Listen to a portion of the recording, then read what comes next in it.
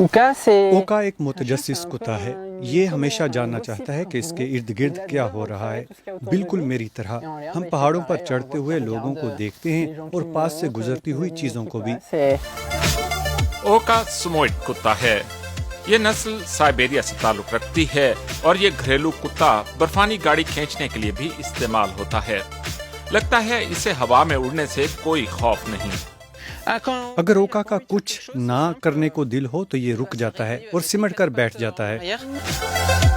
اوکا اور شمس ایک ویگن میں رہتے ہیں جو ایک ہی جگہ پر زیادہ وقت کم ہی ٹھہرتی ہے.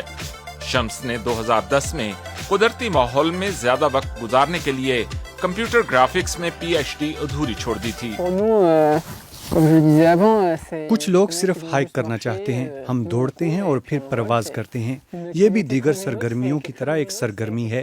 ہمارے لیے یہ بالکل عام اور قدرتی چیز ہے اور یقینی طور پر پیدل چلنے کی بجائے اڑتے ہوئے نیچے جانا زیادہ پرلطف ہے. شمس نے 2021 میں اوکا کو اپنایا تھا جو اس وقت 3 برس کا تھا اور جسے اس وقت تک 2 مرتبہ لاوارث چھوڑا جا چکا تھا.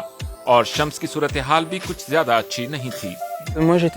میں اپنی زندگی کے ایک مشکل دور سے گزر رہا تھا. میں اچھا محسوس نہیں کر رہا تھا. میں شدید ڈپریشن میں تھا اور ایک ایسے ساتھی کی خواہش رکھتا تھا جو مجھے صبح سویرے زبردستی جگایا کرے. اوکا کو اس کی پرواہ نہیں ہوتی کہ میں کیسا محسوس کر رہا ہوں. وہ بس پہاڑوں میں جانا چاہتا ہے. اس چیز نے میری مدد کی اور مجھے زندگی کی خوشیوں کا نیا احساس دیا.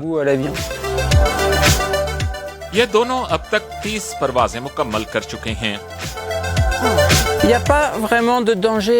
اوکا کے ساتھ پرواز کرنا کچھ الگ سے خطرناک نہیں ہے. پیراگلائیڈنگ ایک طرح سے سائیکل چلانے جیسا ہے.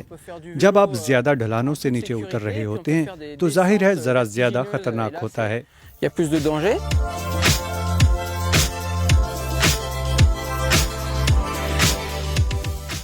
اوکا اور شمس ایک دوسرے کے ساتھ بہت خوش رہتے ہیں.